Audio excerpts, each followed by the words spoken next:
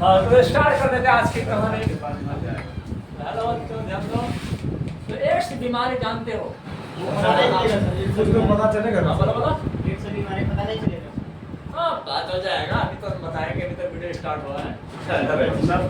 पकड़ेगा तो पता चलेगा सर जल्दी। अरे टेस्ट वाले जो टेस्ट कराते लोग ना सब पता पता रहेगा रहेगा तब ना सर। डायरेक्ट उसका होगा इफेक्ट होगा बाद में। अरे तब तो क्या होता ना, जब टाइफाइड वाला बैक्टीरिया जब कम रहता ना पता नहीं चलता है। हाँ तो जब वो अपना सिम्टम दिखाता ना तब भागते हैं डॉक्टर के पास। तो लेकिन अगर अर्ली डायग्नोसिस अगर तुम जान रहे हो ना कि उस टाइम में उसका ट्रीटमेंट बच्चों हो या बहुत सारी बीमारी का ट्रीटमेंट सक्सेसफुल होता है। अगर तुमको कैंसर भी पकड़ लिया और तुम स्टार्टिंग में अभी ज़्यादा सिम्टम अपियर नहीं हुआ है और तुम जान लिया ना उसका कंप्लीट ट्रीटमेंट अवेलेबल है। बाद में फैल जाएगा ना फिर बच्चों होता नहीं, मुश्किल बड़ा होता है कि नहीं बच्चों, क्योंकि वो वायरस जिसके चलते वो बीमारी पूरा बॉडी में फैल गया है। मतलब बहुत ज़्यादा अमाउंट में बैक्टीरिया वायरस होने के बाद ही वो आपके बॉडी में सिम्टम कॉज करते हैं, लक्षण प्रकट करते हैं। हाँ समझ रहा है? देखिए चलो देखा वो सब बीमारी की क्या बात करेंगे, इस बीमारी के हैसियत में क्या है वो निमोनिया और टाइफाइड। तो एक देख लीजिए, तो स्टार्ट कर देते आज की कहानी। तो पहले इसका फुल नाम बोलो या बात पहले भी दिखा देते हैं। एक्वायर्ड इम्यूनो, समझना है बात को। Acquired immuno deficiency syndrome, deficiency syndrome. तो देख लीजिए डेफिशिएंसी सिंड्रोम। चलो एकदम माइंड को यहाँ प्रेजेंट रखो, हर बात समझ में आ जाएगा, है कि नहीं? Acquired immuno deficiency syndrome. हम तो पहले ये बात बताते हैं। हाँ इसमें होता क्या है बच्चों, इसमें होता क्या है इसमें देखिए, पहले हम यहाँ से मीनिंग बताते हैं। एक्वायर्ड का मतलब ना प्राप्त कर लेते हैं। हाँ इम्यूनो डिफिशियंसी, इम्यूनो डिफिशियंसी का मतलब होता है deficiency of immune system, deficiency of immune system.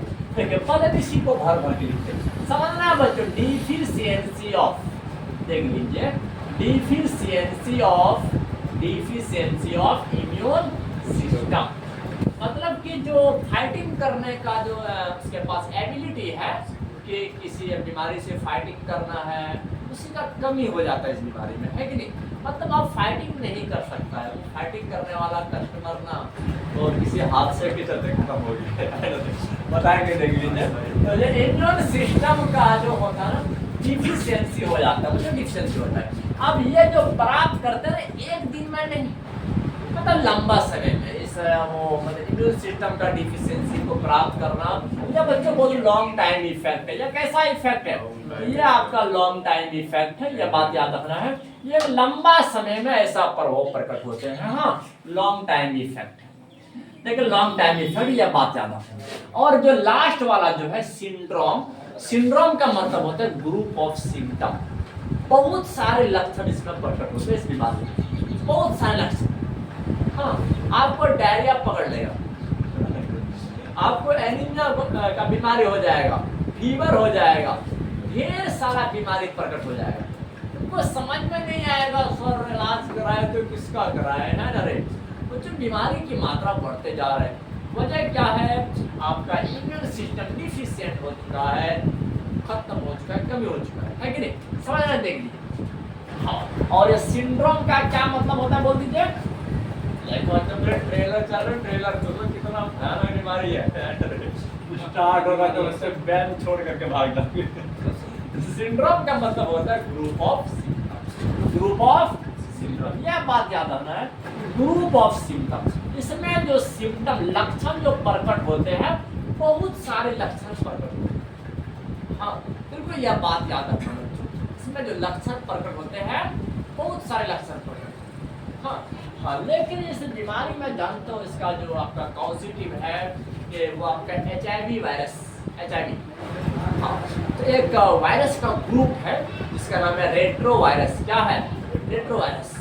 उसी रेट्रो वायरस के ग्रुप का कि एक कस्टमर का नाम है HIV वायरस। क्या है? मतलब कि इसका जो अगर हम बोलेंगे HIV वायरस किस समूह से आया है तो रेट्रो वायरस के समूह से आया है। हाँ रेट्रो वायरस के समूह से आया है। क्या चीज? HIV वायरस, जो इस जैसी एड्स जैसी बीमारी के लिए है। इसको जानते हो बता देते हैं। फर्स्ट रिपोर्टेड, सबसे पहले जो पता लगाया गया था, फर्स्ट रिपोर्टेड इन 1981 में, हाँ 1981 में पहले पता लगाया गया। बस 25 साल में, कितना साल में, 25 साल में 25 मिलियन इंसान को खत्म कर दिया। 25 साल में 25 मिलियन इंसान में बीमारी खत्म कर दिया। सोचिए बच्चों, बीमारी कितना तगड़ा है ना रे। याद रखना ओवर 25 ईयर्स में, बच्चों याद रखना है, 25 मिलियंस, 50 करोड़। देख सकते हो 25 million peoples.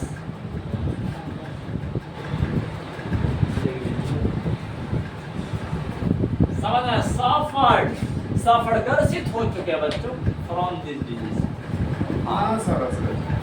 From the disease, from the global, देखा ग्लोबली बच्चों, पूरा ग्लोबल, हाँ पूरा दुनिया, हाँ देख 25 साल में 25 मिलियन इंसान, अरे भाई साहब इतना फास्ट फैल रहा है।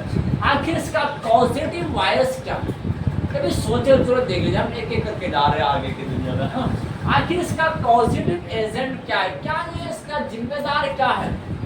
क्या फिजिकल टच से फैलता है? नहीं, फिजिकल टच से नहीं फैलता है। तो आपको एडवाइस दिया जा रहा है, अगर आपके फैमिली में है, हम फटाक से एनजीओ वालों को कॉल करेंगे और बोल देंगे हमारे गाँव में है कि नहीं, तो जो आपका परिवार भी सुरक्षित रहेगा, अगल बगल भी सुरक्षित रहेंगे, है कि नहीं। आप यहाँ पर जाते हैं, हाँ इसका चेकअप भी करेंगे, जाकर भी करेंगे। बहुत सारा टेस्ट है इसका, बहुत सारा टेस्ट है। आपका बोन मेरो टेस्ट है, ब्लड कैंसर है तो बोन मेरो टेस्ट करना पड़ेगा।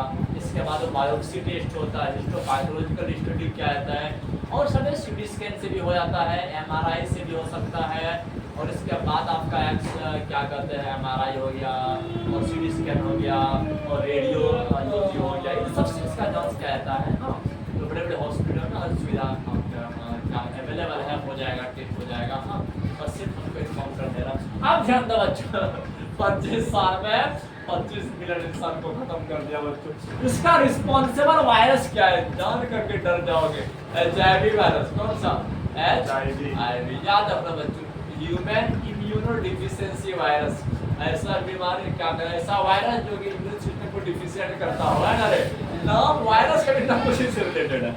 रिस्पॉन्सिबल वायरस या वायरस वाला बीमारी बच्चों फिजिकल टच से नहीं फैलता है। बात को समझो, अगर समझ ऐसा कहा जाता है कि अगर आपके फैमिली में है तो उस इंसान को not isolate from your home, आप अपने घर उसको अलग मत कर दीजिए बच्चों, अपना घर में रखिए, मतलब किसी और को खतरा नहीं है कि नहीं। तो जब बीमारी फैलता है only due to transfer of body fluid, body का कोई भी फ्लूइड अगर ट्रांसफर हो रहा है आप में तो आप में फैल जाएगा। हाँ तो अगर किसी इंसान, कोई ग्रसित इंसान है और जिसका HIV टेस्ट पॉजिटिव आया है, उससे कोई भी बॉडी का फ्लूइड, या तो हमारे सेलिवा हो गया दूध, या तो बॉडी का ब्लड आपके बॉडी में आ गया, हाँ सेलिवा से भी हो जाता है, या तो फिर बच्चों अगर उसका स्पर्म आपके बॉडी में है तो इन सब फ्लूइड से क्या होता है आपको फैल जाएगा, है कि नहीं।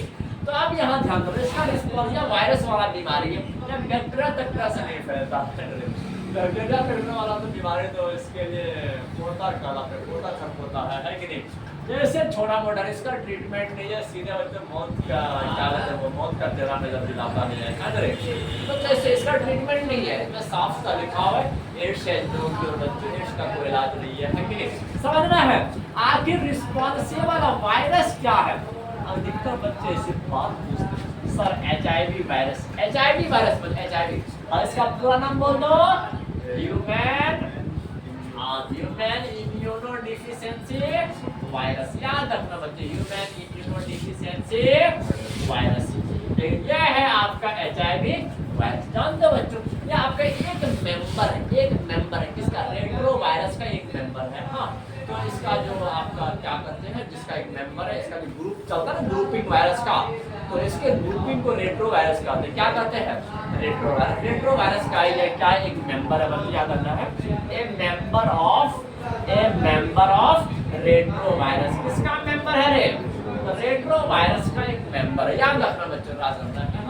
हाँ, तो आप बताते हैं कि HIV में जानते हो जेनेटिक मटेरियल क्या होता है? अधिकतर बच्चे इसी क्वेश्चन क्रिएट करते हैं सर, जैसे हम लोग के पास ना DNA एक्शन जेनेटिक मटेरियल है कि नहीं, तो DNA हमारे बॉडी में है, लेकिन HIV वायरस में क्या है जानते हो? RNA। क्या होता है? RNA। उसके चारों ओर में प्रोटीन कवर करके रखता है बच्चों, प्रोटीन का कॉर्ड होता है, उसके अंदर में RNA होता है। क्या होता है? RNA। तो समझना है बात को, देख लीजिए। हाँ, इसका जो जेनेटिक मटेरियल की अगर हम बात करेंगे, समझना एक एक करके, जहाँ प्रॉब्लम रहे ना, अरे हमारे डियर हम हर बात को बताएंगे बच्चों, समझना है। देख लिए जेनेटिक मटेरियल की अगर हम बात करेंगे, बोलो बोलो, RNA। हाँ, राइबोन्यूक्लिक एसिड क्या है? इस वायरस का जेनेटिक मटेरियल है। मतलब कि यह वायरस कैसे मल्टीप्लिकेशन करेगा, ये फिगर RNA को रहता है कि नहीं, कहाँ जाएगा, किसको किल करना है ना, हेड शॉट करना है, कहाँ पर शॉट करना है, अरे फ्री फायर में शॉट करते होगे नहीं, वैसा ही कहाँ शॉट करना है बच्चों। तो इन सारे जो आपकी जिम्मेदारी है, जिसको RNA फुलफिल करता है। हाँ, याद रखना दे, RNA होता है बच्चों, तो याद है इनक्लोज्ड बाय, अब ये ना ऐसे बाहर में नहीं रहता है, ये प्रोटीन के अंदर में रहता है। हाँ, इसके ऊपर में प्रोटीन का कवरिंग रहता है, जो जनरली एक वायरस का यही कैरेक्टर है कि नहीं। उसका जेनेटिक मटेरियल के बाहर में बच्चों प्रोटीन होता है, इसको कैप्सोमर कहते हैं, कैप्सिड प्रोटीन कहते हैं, है ना, जो सब कह रहे हो तो आपको बता दूं। अब समझ, RNA जो होता है इनक्लोज्ड बाय प्रोटीन, किसके द्वारा घिरा रहता है बच्चों? प्रोटीन के द्वारा घिरा रहता है। हाँ, और एक बात याद रखना है, अब इसका जो मोड ऑफ ट्रांसफर है ना, ऐसा लग रहा है कि सर बीमारी खत्म हो गया, ऐसा बात है कि स्टार्ट इंट्रोडक्शन करना है, लेकिन मोड ऑफ ट्रांसफर, इसका ट्रांसफर का तरीका क्या है जानते हो?